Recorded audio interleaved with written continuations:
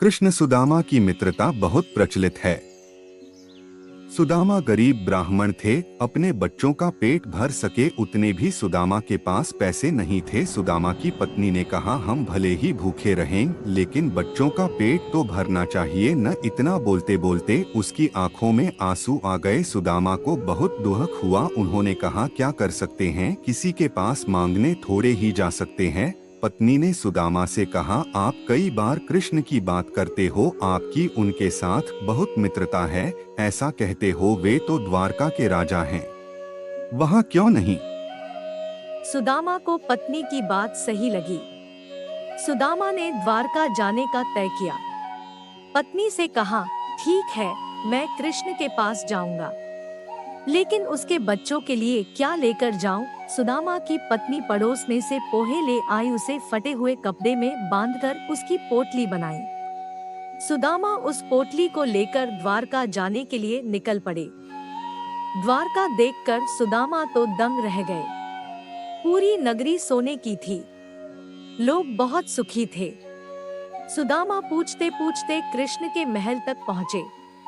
दरबान ने साधु जैसे लगने वाले सुदामा से पूछा, यहाँ क्या काम है?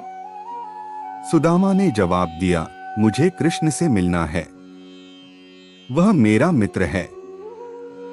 अंदर जाकर कहिए कि सुदामा आपसे मिलने आया है।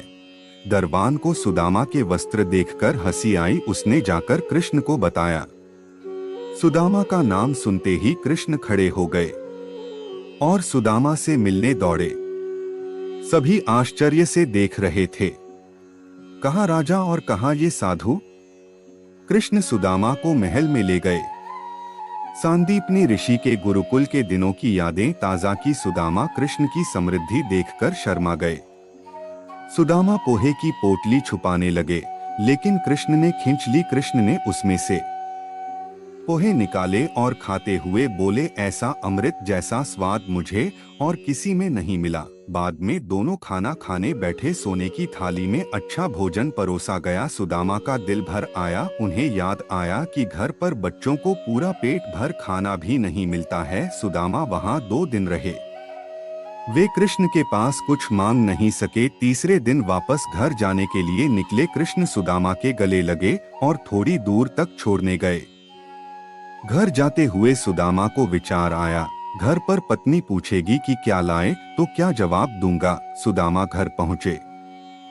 वहाँ उन्हें अपनी झोपड़ी नजर ही नहीं आई। उतने में ही एक सुंदर घर में से उनकी पत्नी बाहर आई। उसने सुंदर कपड़े पहने थे। पत्नी ने सुदामा से कहा, देखा कृष्ण का प्रताप, हमारी गरीबी चली गई। कृष्ण ने हमारे सारे दुख दूर कर दिए। सुदामा को कृष्ण का प्रेम याद आया। उनकी आंखों में खुशी के आंसू आ गए।